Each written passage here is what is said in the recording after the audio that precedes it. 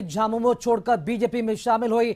सीता सोरेन आज दिल्ली से पहली बार रांची पहुंची हैं। एयरपोर्ट पर बीजेपी कार्यकर्ताओं और नेताओं ने उनका जोरदार स्वागत किया। इस दौरान कार्यकर्ताओं ने अब की बार 400 पार के नारे लगाए। बता दें कि सीता सोरेन पिछले दिनों झामुमो से त्यागपत्र देने के बाद दिल्ली चली गई थी और वहां भाजपा मुख्यालय में पार्टी की सदस्यता ग्रहण की थी। इसके बाद केंद्र सरकार ने उन्हें जेड श्रेणी की सुरक्षा दी है। सीता सोरेन पिछले दिनों दिल्ली से रांची आना चाहती थी, लेकिन रांची पुलिस द्वारा अपनी ओर से अतिरिक्त सुरक्षा बल देने से इनकार करने के बाद उन्होंने रांची आने से मना कर दिया था। लेकिन अब जिला प्रशासन ने सुरक्षा देने की सहमति जता दी, इसलिए सीता सोरेन आज दिल्ली से रांची लौट आई हैं।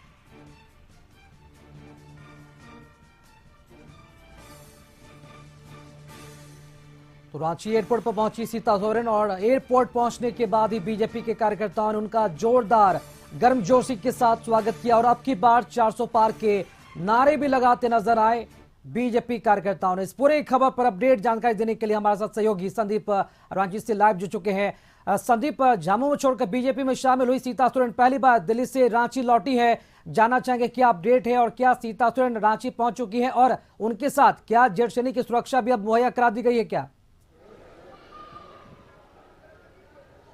जी, दुमका से लोकसभा की प्रत्याशी हैं बीजेपी से सीता सोरेन और बीजेपी में शामिल होने के बाद आज पहली बार वे झारखंड पहुंची है और एयरपोर्ट पे गर्मजोशी के साथ उनका स्वागत बीजेपी के नेताओं और कार्यकर्ताओं के द्वारा किया गया। हालांकि उन्होंने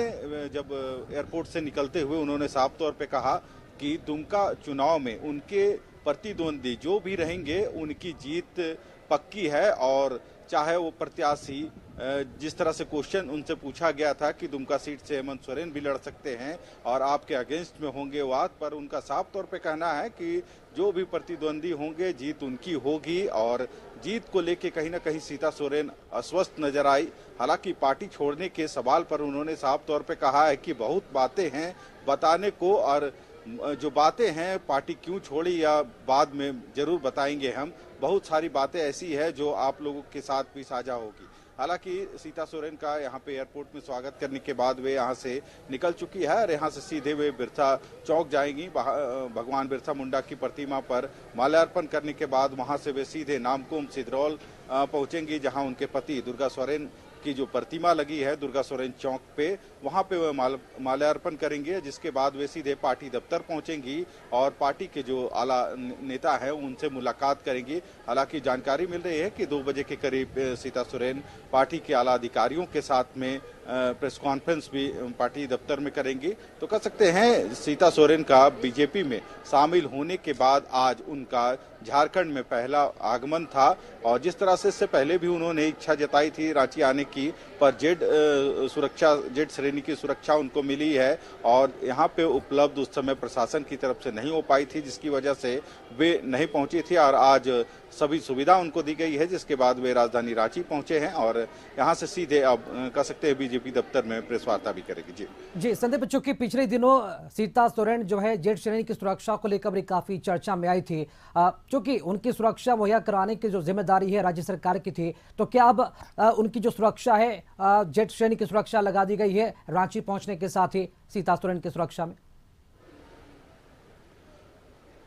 जी, प्रशासन की तरफ से जो भी माकूल व्यवस्था होनी चाहिए जेड श्रेणी सुरक्षा के लिए वो मुहैया कराई गई है। तभी आज सीता सोरेन रांची पहुंची है और यहां से उनका स्वागत करके जो बीजेपी के कार्यकर्ता थे वे ले गए हैं। हालांकि सुरक्षा उनको भारत सरकार की तरफ से यानी बीजेपी का जिस दिन दामन थामी थी उसके बाद ही सुरक्षा भारत सरकार के द्वारा उपलब्ध कराने का जो निर्देश है वह जारी किया गया था और इससे संबंधित राज्य सरकार को भी एक जो आदेश पत्र था वह जारी किया गया था और आज उनको सुरक्षा प्रदान की गई है, जिसके बाद वे रांची पहुंची है और यहां से वह सुरक्षा घेरे में कह सकते हैं जो 2 कार्यक्रम स्थल जो भगवान बिरसा मुंडा का जो प्रतिमा है बिरसा चौक पे वहां पहुंचेंगे। वहां से सीधे वे दुर्गा सोरेन चौक जाएंगे, अपने पति स्वर्गीय दुर्गा सोरेन को नमन करेगी, जिसके बाद वे पार्टी कार्यालय यानी बीजेपी दफ्तर पहुंचेंगी। जी संदीप, चूंकि सीता सोरेन की अगर बात करें तो सोरेन परिवार की बहू है, बड़े राजनीतिक घरानों से ताल्लुकात रखती है, ऐसे में वो बीजेपी में शामिल होती है, बीजेपी की तरफ से उन्हें टिकट भी दिया जाता है दुमका से,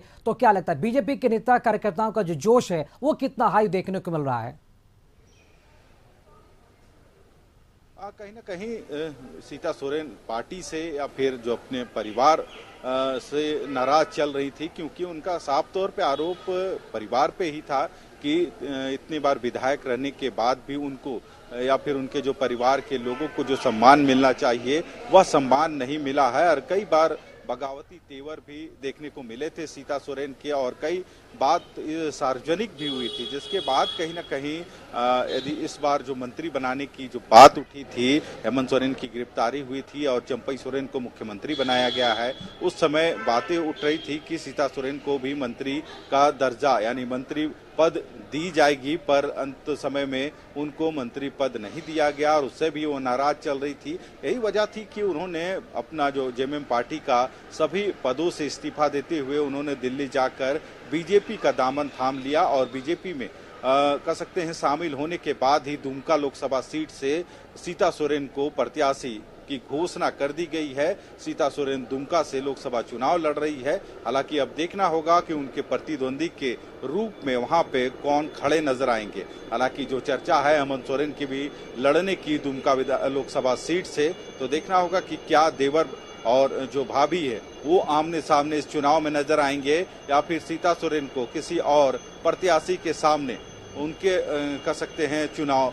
लड़ना होगा। और हालांकि आज जिस तरह से एयरपोर्ट पे उनका स्वागत हुआ और स्वागत के बाद सीता सोरेन ने कहा कि कोई भी प्रतिद्वंदी हो हमारी जीत सुनिश्चित होगी और हम जीत रहे। जी संदीप, चूंकि लोकसभा का चुनाव और ऐसे में सीता सोरेन को दुमका से लोकसभा का टिकट दिया गया है, जाहिर सी बात है एक तरफ राजनीति तो दूसरी तरफ उनका परिवार भी है, तो क्या लगता है चूंकि चुनावी भाषणों में सरकार के खिलाफ बयानबाजी भी की जाती है, अपने जो भी प्रतिद्वंदी है उनके खिलाफ भाषणबाजी भी की जाती है, तो क्या सीता सोरेन जुबानी हमले करने से बचेंगी क्योंकि एक तरफ उनका परिवार है तो दूसरी तरफ उनकी पार्टी भी है, कैसे बैलेंस करेंगी वो? उन्होंने साफ तौर पे कहा इस एयरपोर्ट के बाहर में कि प्रतिद्वंदी कोई भी होगा जीत उनकी होगी। तो कह सकते हैं जो युद्ध या रण क्षेत्र होता है वहां पे परिवार या अपने नहीं होते हैं, सामने सिर्फ प्रतिद्वंदी होता है और प्रतिद्वंदी के रूप में ही लोग अपने जो कह सकते हैं रण क्षेत्र में अपनी रणनीति बनाते हैं, चाहे वो चुनावी सभा के माध्यम से रणनीति बने या फिर वाक युद्ध के माध्यम से रणनीति बने। जब भी उनके सामने या तो उनके परिवार के कैंडिडेट होंगे या फिर कोई अपने उनके जो पुराने पार्टी के कैंडिडेट होंगे, तो कहीं ना कहीं सीता सोरेन भी वहां पे मुखर नजर आएगी, क्योंकि उन्होंने साफ तौर पे कहा है कि कई चीजें हैं ऐसी बताने को जो बाद में साझा वो जरूर करेंगी, पर अब जब पार्टी यानी बीजेपी ने उनको लोकसभा का उम्मीदवार दुमका से बनाया है, तो हमें जहां तक लगता है कि प्रतिद्वंदी कोई भी हो उनका सामना सीता सोरेन को करना पड़ेगा और सीता सोरेन मुखर के सामने आएंगी और इस लोकसभा की जो चुनाव है दुमका से वो प्रत्याशी हैं, तो वहां पे कैसे जीत सुनिश्चित हो इसकी रणनीति भी वो बनाते नजर आएंगी। जी संदीप, अगर कोई भी लड़े जीत हमारी तय है। चलिए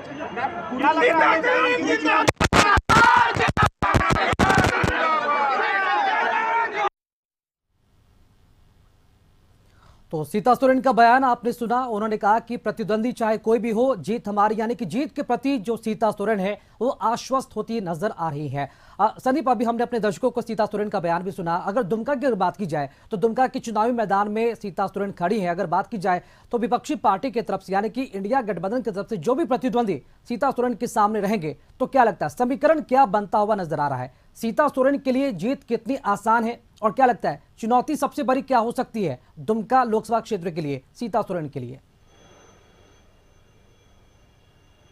यदि सीता सोरेन की बात करें तो अभी तक महागठबंधन ने अपने प्रत्याशियों की घोषणा दुमका से नहीं की है। हालांकि महागठबंधन के 3 ही चेहरे यानी 3 प्रत्याशियों की घोषणा हुई है। हालांकि जो कयास लगाए जा रहे हैं कि हेमंत सोरेन को दुमका सीट से इस बार प्रत्याशी बनाया जाएगा, तो यदि सीता सोरेन के समक्ष यानी आमने सामने यदि हेमंत सोरेन होते हैं तो कहीं ना कहीं दोनों एक परिवार से होंगे। हालांकि अब दल जरूर बदल लिया है पर परिवार उनका सोरेन परिवार ही है और सोरेन परिवार से ही सीता सोरेन आती हैं। तो कह सकते हैं यदि हेमंत सोरेन को दुमका सीट से चुनाव यानी प्रत्याशी बनाया गया है तो परिवार के दो लोग आमने सामने होंगे। हालांकि जिस तरह के भर्सन यहाँ पे सीता सोरेन का था कि उन्होंने साफ तौर पे कहा है कि यदि प्रत्याशी जो भी हो पर जीत उनकी होगी, तो यह इससे स्पष्ट है कि उन्होंने जेएमएम का साथ छोड़कर बीजेपी में शामिल हुई हैं और बीजेपी ने उन पे भरोसा जताया है और उन्होंने साफ तौर पे भी कहा जो पार्टी की तरफ से मुझे कार्यभार दिया गया है या फिर जो भी कार्य दिए गए हैं उसे मैं पूरा करूंगी।